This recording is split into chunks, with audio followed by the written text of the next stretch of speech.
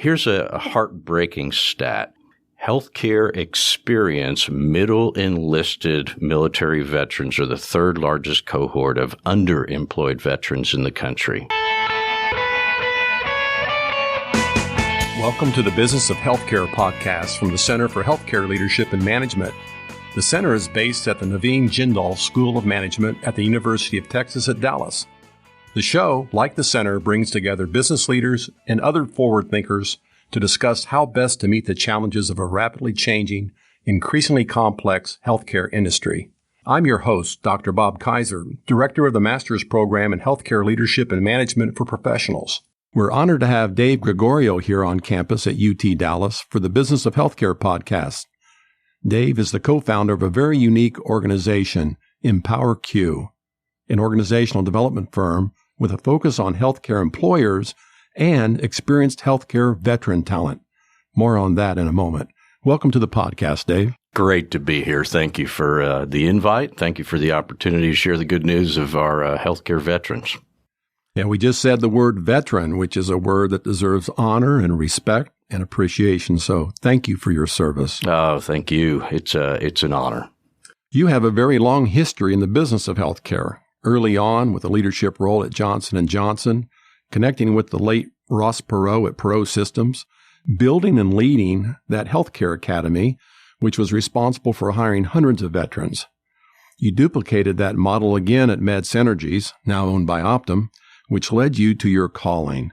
Tell us about your calling. Oh, that's great. It was one of the greatest blessings of my life was 2006. I was actually working for Perot Systems in Colorado and received a phone call from one of the senior executives at Perot.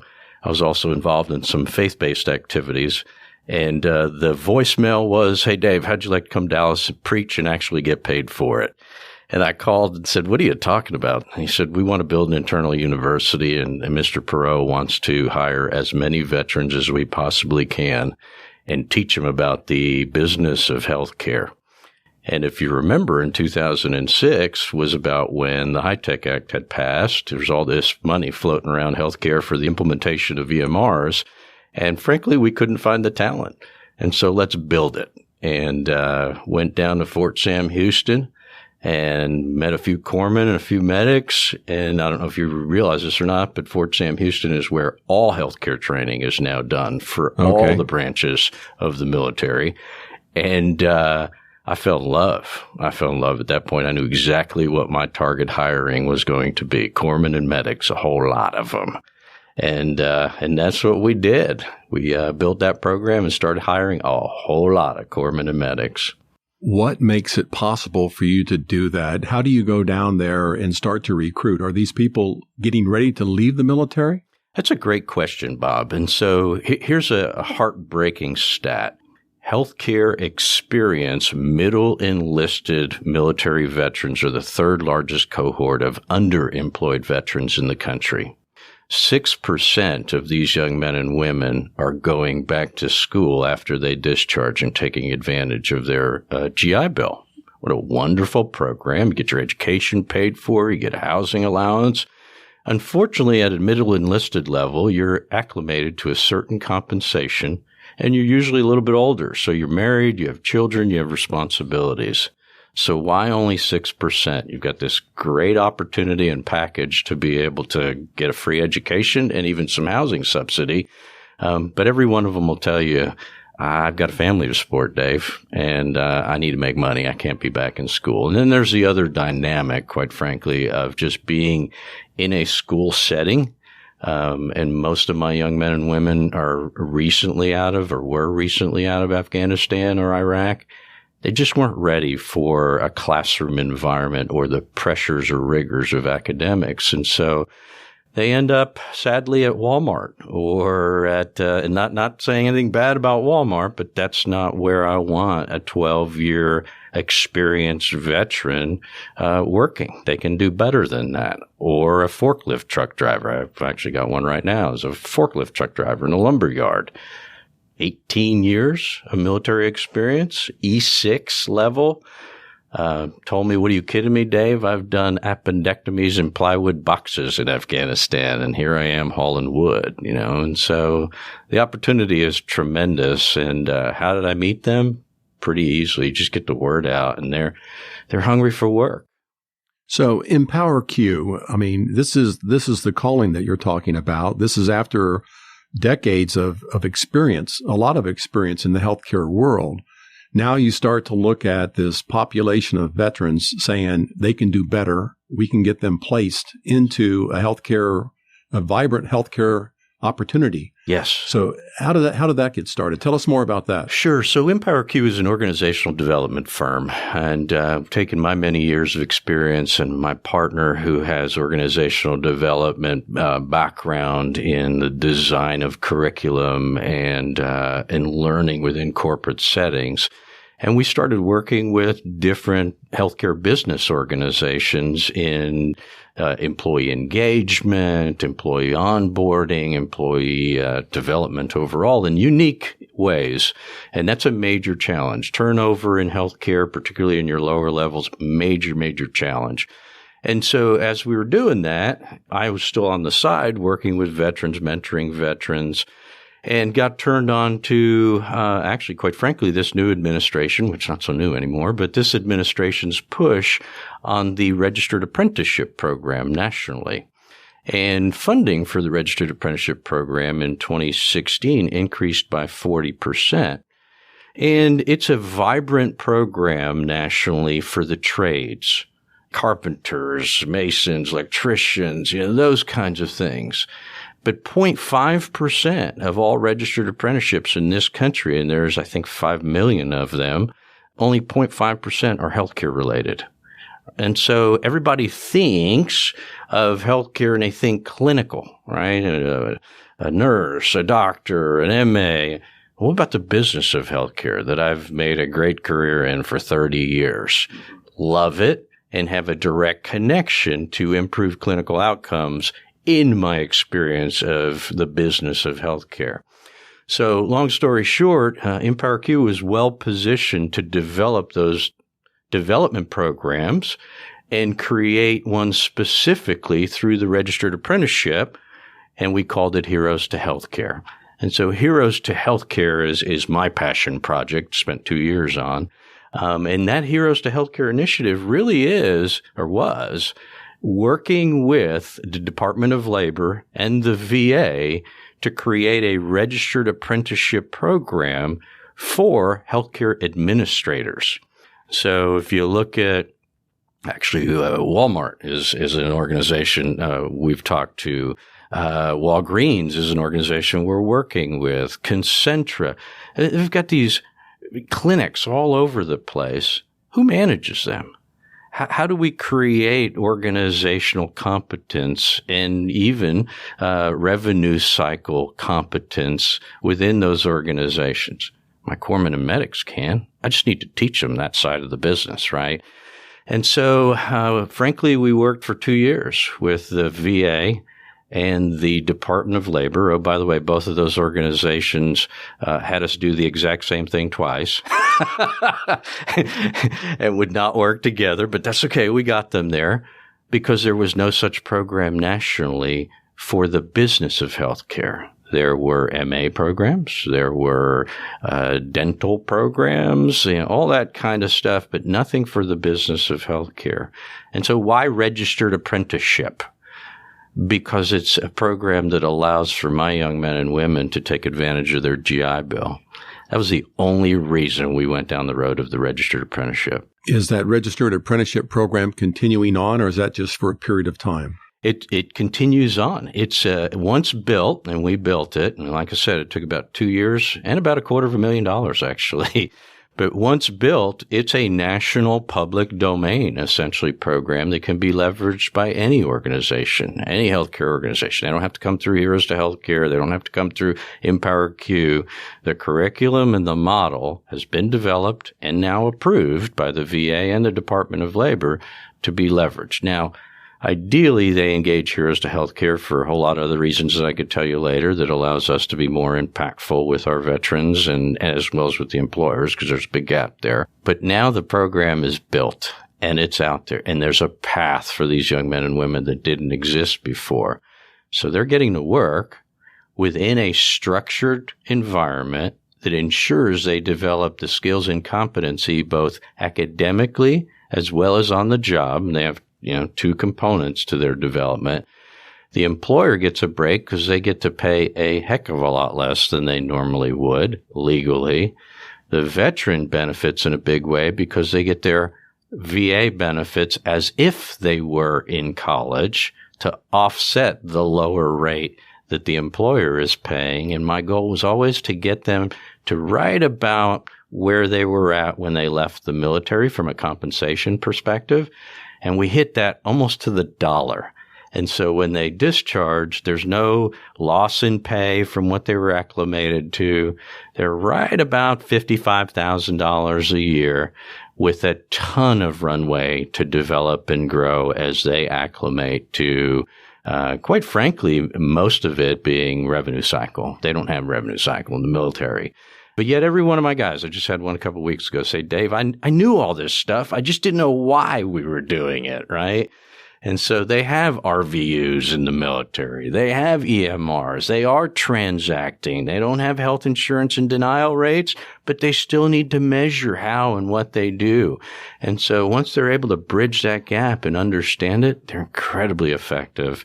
And their leadership in leading a clinic of 30 folks is phenomenal. And this is funny being in a university with what I'm about to say, but if I put a shiny MBA right next to a Navy corpsman speaking to a doc about financials, interestingly enough, the doc will always gravitate to the Navy corpsman with, 12, 14 years experience. That Navy corpsman has been shoulder to shoulder with the doc, understands their environment, and that's been incredibly successful. This is a very interesting concept where transformation takes place. You're taking someone with experience in a lot of these technical areas. I know you mentioned the electronic medical record, the EMR, the medical assistant, all these technical terms that really are very common in the administrative and clinical side, but they also exist in the military as well. Yes, they do. And as I mentioned earlier, they know this stuff. They just need the dots to be connected for them. They're already overwhelmed and anxious with the transition. They're used to a certain amount of responsibility. And I hear it all the time, and then they're lucky to be able to check somebody's blood pressure after they've been leading a group of highly competent people in the military. It's a hard transition. This episode is brought to you by the Center for Healthcare Leadership and Management, the definitive resource for healthcare management education in North Texas. The center is based in the Naveen Jindal School of Management at the University of Texas at Dallas. It plays a unique role in training the next generation of healthcare leaders to meet local, regional, and national demands. The Jindal School uses its strengths in accounting, administration, finance, marketing, and information systems to educate highly qualified personnel for healthcare administration and executive leadership positions. The center is home to 7 healthcare leadership and management programs, including undergraduate and graduate programs, as well as executive programs for physicians and working professionals. For more information, visit us online at jindal.utdallas.edu/healthcare. So how do we get the word out? You mentioned that less than 6% of the people take advantage of the GI Bill, the funding to continue on their education, the burden of stopping what they're doing. They have families that get interrupted. This allows you to bypass that and to transition more completely into a role of growth and opportunity. How do you get the word out to get these people involved in the program? I'm very active in the VA. I'm very active with the military bases that have a large concentration of these folks, and I'm very active in the 4 states that have the largest concentration of veterans, and usually that means the largest concentration of healthcare experienced veterans. So Texas is soon to be number 1. California today is number 1. Texas will be number 1. California will go number 2. Interestingly enough, Florida is 3 and Pennsylvania is 4. And so this is a tight community of veterans, corpsmen and medics, and I forgot my Air Force guys, med techs in the Air Force. They are tight. And so they've blessed me with the ability to be a part of their group, a part of their Facebook groups, a part of their LinkedIn groups. They're keeping an eye on me on LinkedIn. They're always tuning in to see what jobs we have open. And their word of mouth is by far better than any Indeed job posting or anything like that. They encourage each other with development and support. And so when we have a job opening in a specific area, frankly, I'm usually overwhelmed. So case in point, one job opening usually equals about 150 applicants within about 7 days.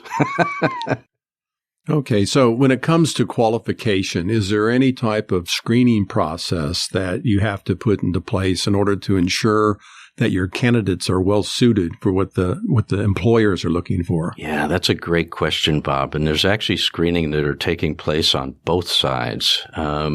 Just not any employer can take on one of our guys, right? It's got to be successful. So let me, again, throw some statistics at you that help back up why screening on both sides is so important. 50% of veterans will leave their first employer the first year. 80% leave their first employer the second year. So attrition is very high. Now, let me tell you about our attrition stats across 5 years. 85% of our guys are sticking around across 5 years. And that's a whole other podcast on how that's achieved. The secret is love. We love these guys. We'll just leave it at that. But so screening on the veteran side is pretty extensive. So first they've got to apply online. And they have to be an E4 or higher, okay? So we're specifically targeting these middle enlisted because they're used to a certain level of compensation, used to a certain level of responsibility. If you're lower than an E4, then you will be okay with a medical assistant job making $14 an hour. You're used to that. That's okay. But middle enlisted are the ones that are struggling. My officers are not. Higher up they go in the middle enlisted ranks, the harder it gets to make the transition. So you must be an E4, and you must have been in a healthcare occupation within the military for at least 2 years. The vast majority of them, as I've mentioned over and over again, are corpsmen, medics, or med techs. They are hands-on healthcare. I don't get a lot of administrative types, but every now and then I do get them, and I'll consider them. So they have to apply online. They've got to have that minimal level of experience in the military. I don't care whether they have a college degree or not. 72% of them have an associate's degree or less. My hope is, and one of my advisors is a senior medical officer that's retired and now teaches at Texas State, if I remember correctly. And one of the things he said that really perked my ears at one of our advisory board meetings is what we're doing in the process of equipping them vocationally is giving them the confidence to go to college in a few years and ultimately get their degrees. We encourage all of them to do that. And there's enough GI Bill available for them to do that. But what we will do is ensure that they're capable of passing the AAPC's certification program in order to be a certified practice manager. So back to screening. They've got to demonstrate a certain level of competence with learning. And so we have some psychometric exams that we may utilize. We expect a certain level of professionalism in our interactions, which at times is a challenge. We do coach all of them. We even coach them to interview internally. And then we see how does that coaching stick? And that becomes a filter, quite frankly. We have online learning for them in order to effectively interview and learn how to do that before their interviews, even with us. We have resume development. No matter if we choose them or not, they go through a resume development workshop. We're put in a position that even those that don't pass the screen, multiple interviews with multiple veterans and private sector folks, but even those that don't pass the screen, we end up helping out one way, shape, or form. Everything from buying a car, buying a suit, getting an apartment. We had a guy that we had no idea was interviewing with us living in a homeless shelter. And once we learned that, we got him an apartment, right? And so he did not get a job through Heroes to Healthcare, but we did get him a job at Quest as a phlebotomist. He just needed to get started with life. He was struggling with his transition. So we find ourselves in that role a lot. And then on the other side, not every employer is made for this. And no employer can interview our guys unless they put all their stakeholders through our development program to make sure they understand military culture, they understand military performance management, they understand that not everybody is a soldier. Guess what? Some are sailors and some are airmen, because some real silly things were happening in the interview room with our veterans because of the lack of our civilians not understanding the military culture. And our veterans, quite frankly, had some bad experiences.